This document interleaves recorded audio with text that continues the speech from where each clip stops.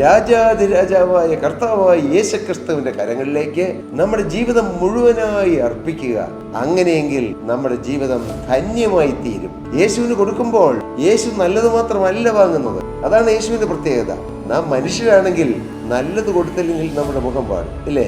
തീർച്ചയായും. പക്ഷേ നമ്മുടെ കർത്താവിന്റെ കയ്യിലേക്ക് ഏത് മോശപ്പെട്ടതും ഏത് കുറവുള്ളതും കൊടുത്താൽ യേശു രണ്ട് കരം നീട്ടി വാങ്ങും എന്ന് മാത്രമല്ല, യേശു ആ ജീവിതം ധന്യമാക്കി തീർക്കും. അതാണ് യേശു ക്രിസ്തുവിന്റെ കരങ്ങളിൽ ജീവിതം കൊടുക്കുന്നതിന്റെ പ്രത്യേകത. ഞാൻ സ്നേഹത്തോടെ നിങ്ങളോട് ചോദിക്കട്ടെ, ജീവനുള്ള ദൈവത്തിന്റെ കരങ്ങളിലേക്ക്, കർത്താവായ യേശു ക്രിസ്തുവിന്റെ കരങ്ങളിലേക്ക് ജീവിതം കൊടുക്കാൻ നിങ്ങൾക്ക് ഭാഗ്യം കിട്ടിയോ?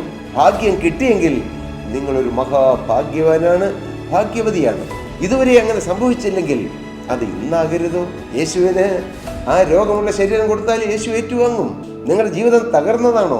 കടബാധ്യതകളും ഞെരുക്കങ്ങളും പ്രതിസന്ധികളുമായി നിങ്ങൾ വലഞ്ഞു കഴിയുന്ന ഒരു വ്യക്തിയാണോ?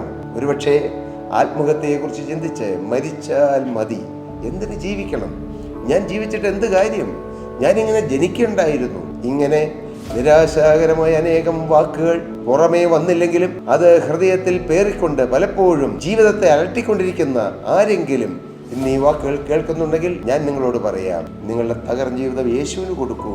യേശു ഇരുകരവും നീട്ടി അത് സ്വീകരിക്കും. യേശുവിന്റെ കരത്തിൽ നിങ്ങളുടെ ജീവിതം വന്നാൽ അത് ഭദ്രമായി തീരും. നിങ്ങൾ ഏത് ബാങ്കിൽ കോടാനുകോടി രൂപ സമ്പാദിച്ചാലും, സ്വിസ് ബാങ്കിൽ നിങ്ങൾ അക്കൗണ്ട് ഓപ്പൺ ചെയ്ത് അവിടെ ഫിക്സഡ് ഡെപ്പോസിറ്റ് ഇട്ടാലും, ഈ ഭൂമിയിൽ വസ്തുവകകളോ ഏതെങ്കിലും സ്വത്തുക്കളോ വാരിക്കൂട്ടിയാലും അതൊന്നും നിങ്ങളുടെ ജീവിതത്തെ ധന്യമാക്കുകയില്ല. എന്നാൽ നിങ്ങളുടെ ജീവിതത്തെ ധന്യമാക്കുന്ന, നിങ്ങളുടെ ജീവിതത്തെ പുതുക്കി പണിയുന്ന, നിങ്ങളുടെ ജീവിതത്തിൻ്റെ കുറവുകൾ മാറ്റി, ബലഹീനതകൾ മാറ്റി, പോരായ്മകൾ മാറ്റി നിങ്ങൾക്ക് സൗഭാഗ്യമുള്ളൊരു ജീവിതം. ഞാൻ പറയുന്നത് ഈ ഭൂമിയിൽ മാത്രം സൗഭാഗ്യമുള്ള ജീവിതത്തെക്കുറിച്ചല്ല ഞാൻ പറയുന്നത്. ഈ ഭൂമിയിലും സൗഭാഗ്യമുള്ള ജീവിതം തരും. ഒരുപക്ഷെ അത് കഷ്ടത മധ്യത്തിലാകാം, രോഗത്തിന് മധ്യത്തിലാകാം.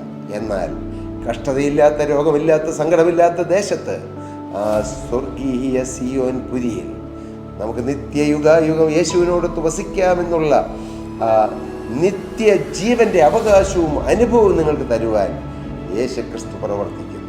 കൊടുക്കൂ യേശുവിൻ്റെ കരങ്ങളിലേക്ക് നിങ്ങളുടെ ജീവിതം.